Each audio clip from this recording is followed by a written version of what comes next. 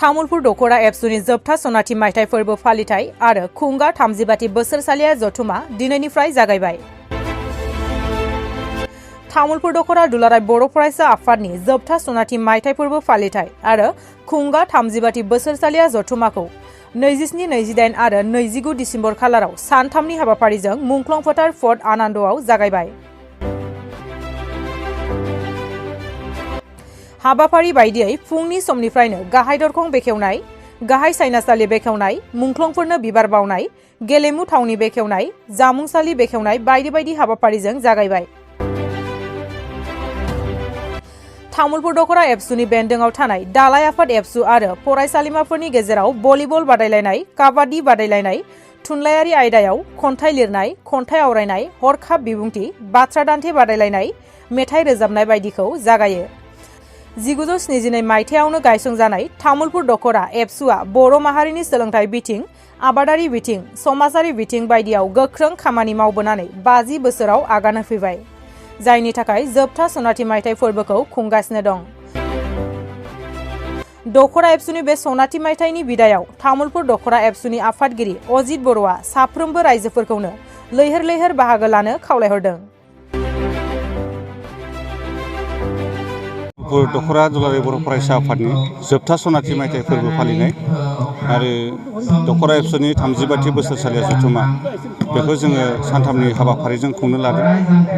जेरै बियो गिबि सान, बे गिबि सानाव जोंनि हाबाफारिफोर बायदि गाहाय दरखं बेखेवनायनिफ्राय लानानै गुबुन गुबुन आयदाखौ जोङो बेखेवनानै लाबाय आरो दायो जोंनि जि थुनलाइयारि बादायलायनाय बे सोलिगासिनो दङ आरो गेलेमु आयदानि जि भलिबल एबा बुलुर बादायलायनाय आरो काबादि गेलेनाय बेयो सोलिगासिनो दङ। बेजों लोगोसे खारनाय बारनाय बे हाबाफारियाबो सोलिगासिनो दङ।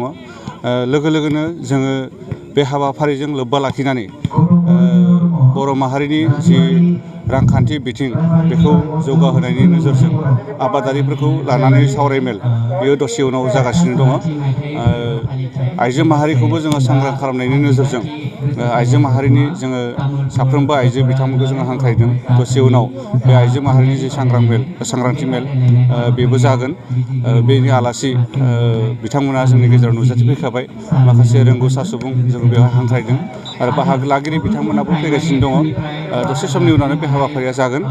बेखायनो आङो खावलायगोन दिनैनिफ्राय जागायनाय जे सानथामनि हाबाफारि बे मोनफ्रोमबो हाबाफारियाव जोंनि बे ओनसोलनि साफ्रोमबो बर' रायजो राजा आइ आफा बिथांमोना जाहाथे दखरा एबसुखौ जोंनि मोनफ्रोमबो हाबाफारियाव मददारि हेफाजाब होयो बेखौ आङो दखरा आफादनि आफादगिरि हिसाबै खावलायबाय।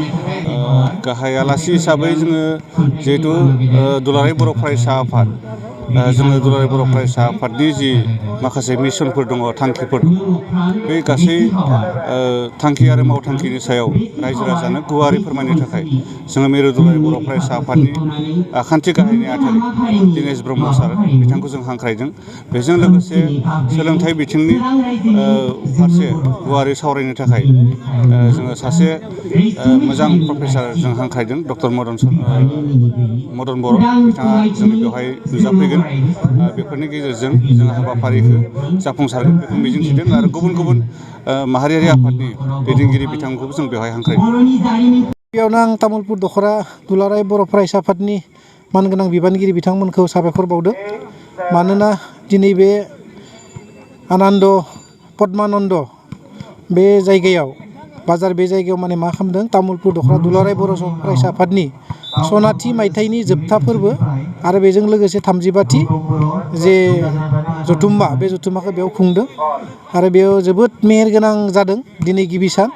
आरो बेवहाय दिनै बायदि बायदि खेला गेलेनाय बादायलायनायजों लोगोसे थुनलाइयारि बादायलायनायखौबो दिनै बिथांमोना खुंफुंदों आरो बे थुनलाइयारि बादायलायनायनि बेखेवगिरि महरै आंखौ लिंनानै लाबोदोंमोन।